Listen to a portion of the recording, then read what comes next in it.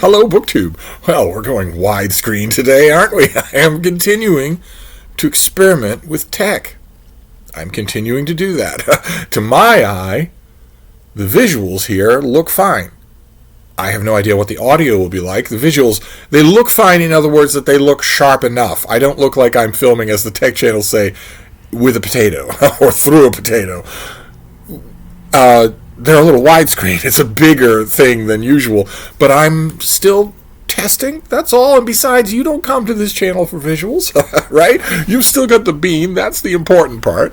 I thought we'd do a couple of test videos just today to see, not only because I want to find out if this tech is at all passable, and even if it does videos, I still don't know if it's 100% passable until I know whether or not it will do a live stream. I don't see why it wouldn't. If it does the one, I don't see why it wouldn't do the other. If it gets the YouTube app, which it does, it runs the YouTube app, then I don't see why it wouldn't do a live stream. But not only will I do a couple of short test videos today, but also they kind of have to be short because I'm kind of buried. I'm kind of buried in work. And one, as usual in my life, one piece of work cropped up out of nowhere.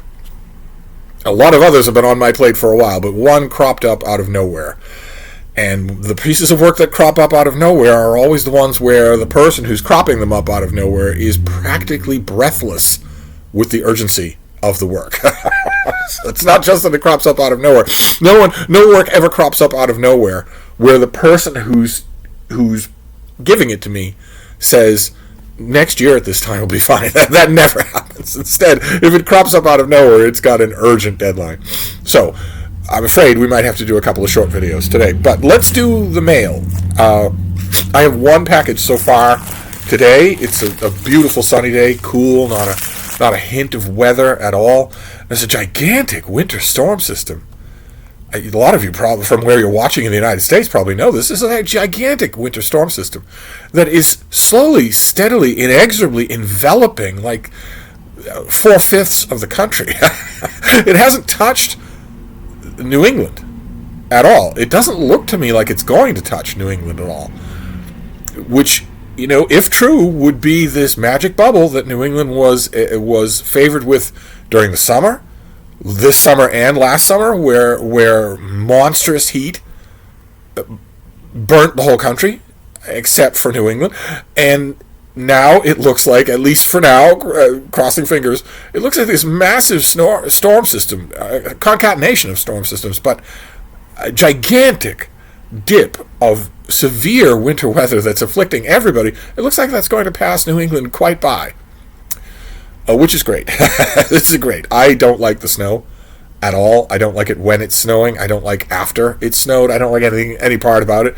And I've mentioned a couple of times on videos now that Frida, my little miniature schnauzer there up on her perch on the window, really doesn't like the cold.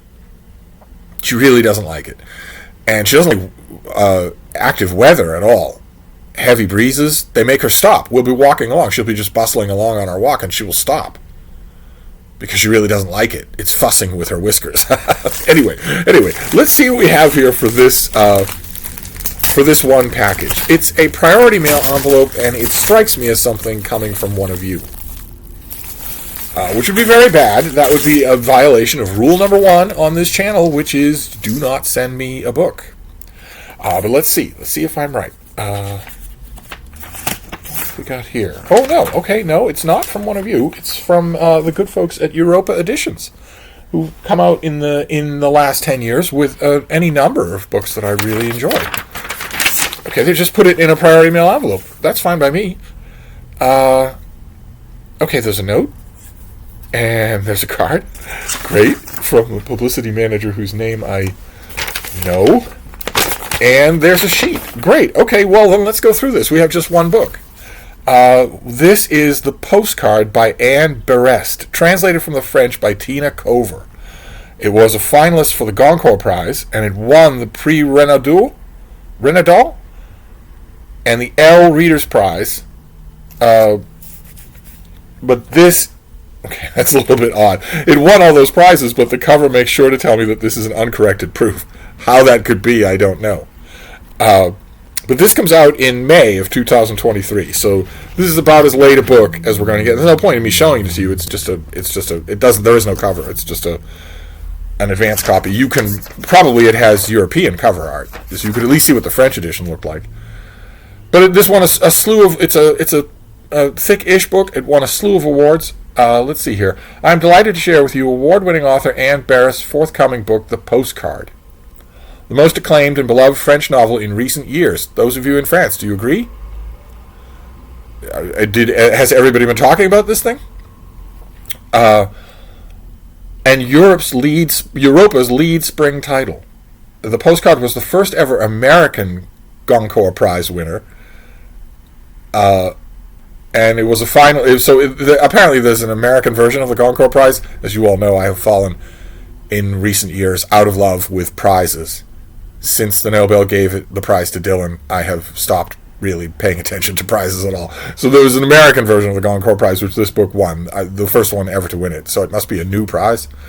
At once a gripping investigation into family secrets, a poignant tale of mothers and daughters, and an enthralling portrait of 20th century Parisian intellectual and artistic life.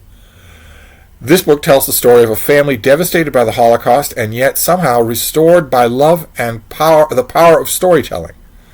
Heartbreaking, funny, atmospheric, and a sheer joy to read, this novel is certain to find fans among readers of Nemirovsky's Suis Francais, Kate Atkinson's Life After Life, and Anthony Doerr's All the Light We Cannot See. Okay, well, those three books, if you take all those three books together, I don't think there's anyone listening to me who reads fiction at all that doesn't like at least one of those. So that's pretty interesting. That's a pretty interesting spread. Boy, I wonder what this will look like when Europa, gives it cover art. There's no cover art assigned for it yet. In January of 2003, an anonymous postcard is delivered to the Berest family home. On the front, a photo of the Opera Garnier in Paris. On the back, the four names of Anne Barris' maternal great-grandparents, Ephraim and Emma, and their children, Noemi and Jacques, all of whom died at Auschwitz in 1942. Okay, so inside the book, the characters have the author's last name, and the characters also have the names of the author's grandparents. So this isn't fiction. Almost 20 years later, after the postcard is delivered, Anne, our author, is moved to discover who sent it and why. Aided by her mother, countless family, friends, and associates, a private detective, a graphologist, and many others, she embarks on a journey to uncover the fate of the Rabinovich family. Their flight from Russia following the revolution, their journey to Latvia, Palestine, and Paris, the war and its aftermath. From this experience springs a novel that is moving and unforgettable. No. Okay, well, that could be, but you haven't given me any indication of that. You're going to have to prove that there's anything in here that's a novel. A novel is a work of fiction. It doesn't matter how little you move things around, but you have to move things around. We call plenty of things by Graham Greene novels. They are unbelievably heavily based on his personal life and so on and so forth, right down the line. But things are moved around. If this is the author's explicit online genealogy research, then you can put as many quotation marks around dialogue, as many he said and she had, as many shimmering sunsets as you want. It's still nonfiction. It's still an autobiography. That's the thing. I don't mind when authors create books. I want to like them. I want to know what they are. What bothers me is explicit lying. If there's nothing in here that's fiction, then this is not a work of fiction. But anyway, we'll have to read it to see, and I'm obviously not going to read it until the spring. Okay, so let's see here. Well, let's find out about the author. She is the great-granddaughter of Spanish-born artist Francis Picabia and French resistance fighter Gabrielle Buffet-Picabia, who was Marshal Duchamp's lover and muse. She has been profiled in Vogue in France, in Haaretz. Haaretz has never run a book review of mine. I really wish they would.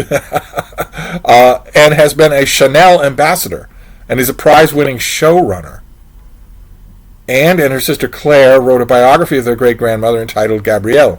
She is also the author of a novel based on Francois Sagan and the best-selling work of nonfiction called How to Be a Parisian Wherever You Are.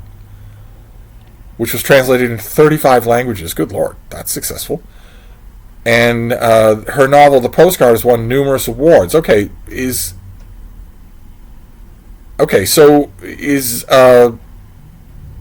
she wrote a novel about Francois Sagan, and she wrote a biography with her sister. So this would be her second book? I wonder if she's had any fiction translated into English before. She had the nonfiction thing, How to Be a Parisian Wherever You Are, but I don't know if she's ever had anything else. Well, obviously there's a lot for me to think about. Not now, but those of you who... I know there are quite a few of you who love translated literature even more than I do. You just like the adventure of it. Europa Editions is a very good house to follow if that's true. I would strongly advise just signing up for, they probably have an online newsletter. Probably a good idea to find out what they're doing. And look at their backlist. Their backlist, some of their backlist fiction titles have appeared on my coveted Steve Reads year-end best and worst list under best translation or best fiction several times. That's happened several times. Their backlist, if you go onto their website and just go on a little shopping spree, give yourself $50 and buy 3 paperbacks. I bet you'll be pleased with the results. But this is out in French, but it's not out in English until the spring. So that is our book for today. A 1-book mail haul of something that is we're going to have to become accustomed to this because this is going to happen more and more often. That the whole of the mail haul is something that I'm not going to deal with at all. There's only 6 weeks left in the year, so it's unlikely that I'm going to predominantly get 2023 releases from now on, I would imagine. But anyway, that was your 1 book. It was not a violation of rule number 1, and it was also a test. To my eye, this looks clear enough for a video. So how does it sound? And is the wide angle disconcerting? Let's find out all that together. So I'll wrap this up and see if I can even upload it. I think I can. We'll give it a try. And I will see you soon. Thank you, Book 2.